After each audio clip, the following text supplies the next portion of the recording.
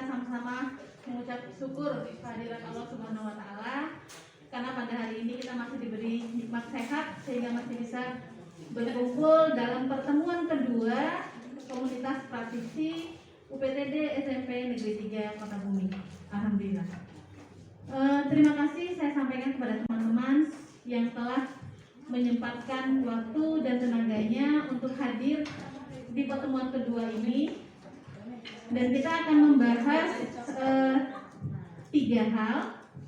Yang pertama adalah kepengurusan komunitas praktisi sekolah kita yang seolah akan ditetapkan hari ini, dan nanti legalitasnya juga akan ditandatangani oleh kepala sekolah UPTD SMP Negeri 3 Kota Bumi dan diketahui oleh kepala dinas Pendidikan dan Kebudayaan Kabupaten Lampung Utara. Kemudian yang kedua, penyampaian program dan program yang akan nanti diperlihatkan itu adalah usulan dari Bapak Ibu sendiri atau teman-teman, terutama dari koordinator bidangnya, nanti bisa dilihat, dan mungkin memang masih ada yang belum, nanti bisa kita lengkapi bersama-sama. Kemudian yang ketiga, ini ada apa ya? Sebenarnya ini salah satu bentuk aksi kami ingin berbagi tentang budaya positif yang telah kami lakukan. Jadi nanti akan kami sampaikan secara berkolaborasi dengan Ibu Asmi. Demikian ya. Mudah-mudahan kegiatan ini bisa berjalan dengan baik. Mari kita awali dengan sama-sama membaca basmalah.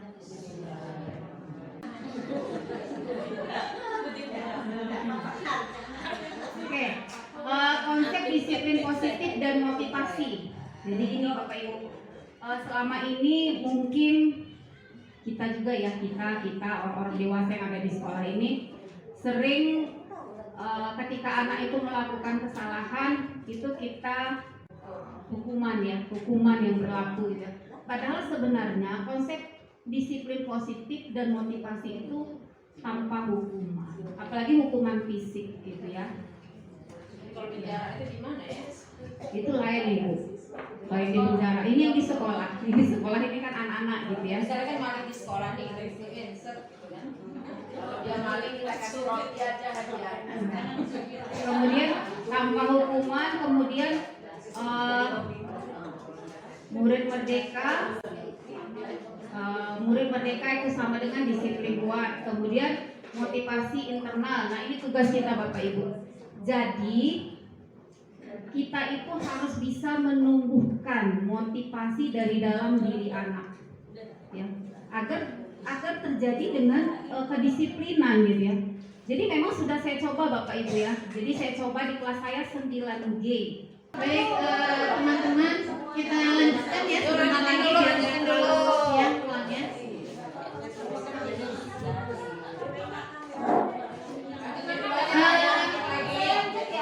Boleh ya, bisa ya. Tadi sedikit saya sampaikan masalah yang keyakinan tadi. Tadi kan ada yang disampaikan oleh Bu Eni ya. Bu Eni membuat kesepakatan kelas gitu ya antara guru dari mata pelajarannya. Itu bagus sekali Bu Eni karena kami juga melakukannya. Tetapi mungkin yang perlu digarisbawahi menghindari kata negatif. Misalnya jangan, tidak gitu. Jadi kita menggunakan yang diyakini anak. Misalnya menghargai orang lain saat belajar gitu kan. Jadi atau berbicara setelah orang lain selesai gitu. Atau mendengarkan teman yang sedang menyampaikan yang sedang berbicara seperti itu gitu. Jadi hindari kata-kata jangan dan tidak. Baik teman-teman, kita lanjutkan. 5 kebutuhan dasar manusia. Jadi ternyata kita ini ada 5 kebutuhan dasar. Yang pertama adalah survival, kelangsungan hidup atau bertahan hidup. Kemudian belonging atau kasih sayang. Kemudian kesenangan, fun ya. Kemudian kebebasan, freedom, dan penguasaan atau power. Ini 5 kebutuhan ini yang ternyata mendasari sikap atau perbuatan kita. Dan kita mengarah di sini dalam hal ini yang kita bicarakan adalah anak-anak kita. Jadi ketika kita menemukan siswa kita melakukan sebuah perbuatan atau melakukan sebuah tindakan, itu sebenarnya atas dasar kebutuhannya ini. Misalnya ada sebuah kasus teman-teman, seorang anak di kelas kita misalnya gitu, dia selalu iseng mengambil pena temannya misalnya.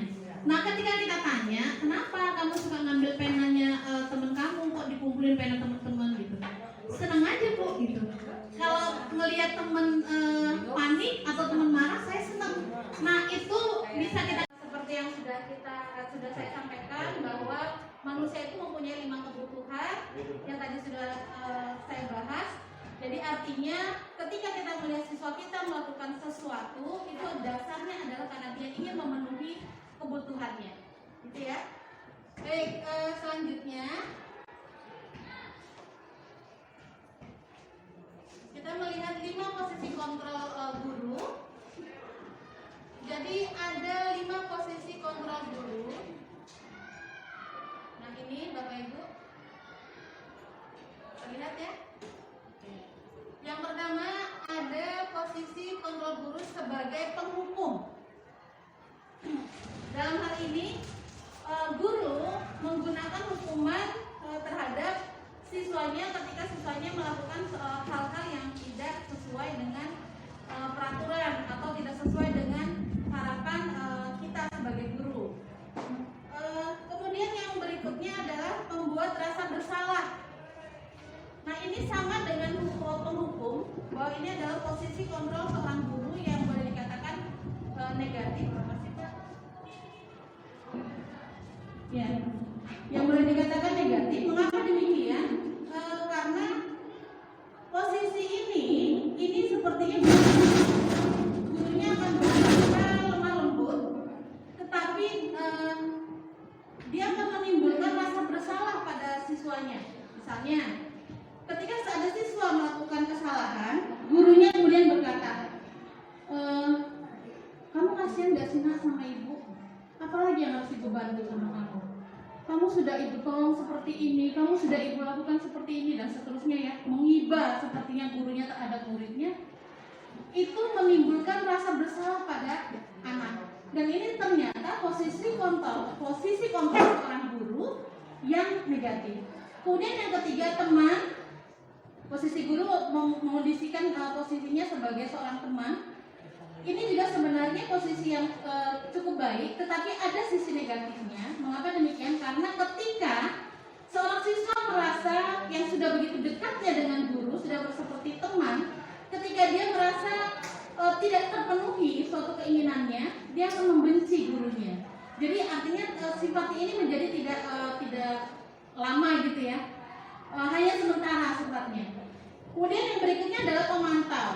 Namanya pemantau berarti guru memposisikan dirinya untuk mengawasi bagaimana perilaku anaknya, yang nanti akhirnya mengingatkannya pada sanksi yang harus dia lakukan atau yang harus dia terima karena sedang melakukan sebuah kesalahan.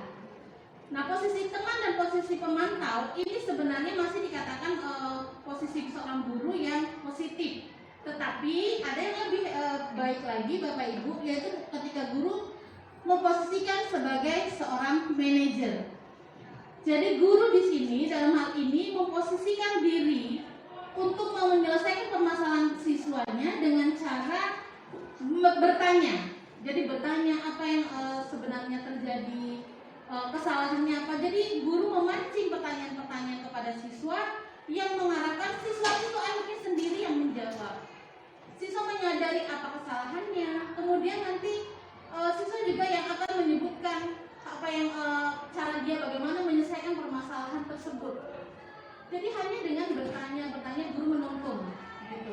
Mengarahkan supaya anak menyelesaikan masalahnya atas solusinya sendiri. Nah itu posisi seorang manajer. Nah sebenarnya ini bukan hal yang mudah ya Bapak Ibu. Artinya begini, dari kelima posisi kontrol ini saya yakin kita semua pernah melakukannya, gitu ya. Nah ternyata dari 5 posisi kontrol ini, posisi manajer lah yang paling ideal dan yang paling bertahan lama. Nanti ini ada kaitannya dengan keyakinan tadi bahwa ternyata kalau kita mau posisikan diri kita sebagai seorang manajer, siswa akan memiliki keyakinan yang kuat mana budaya-budaya positif yang seharusnya tetap ada di dalam kehidupannya. Oke, kita lanjutkan. Nah, nanti saya akan perlihatkan. Nah, ini ada yang dinamakan segitiga restitusi seperti apa. Nah, ini adalah praktik. Praktik seorang guru ketika siswanya bermasalah. Yang di sini guru memposisikan dirinya sebagai seorang manajer. Nanti kita lihat seperti apa dalam bentuk video. Ini dari seorang siswa kelas 8B. Mungkin Mbak PB mengajar tahu namanya Aldo Wijaya. Ini kasusnya. Jadi kasusnya dia sering tidak hadir dan tidak pernah mengerjakan tugas.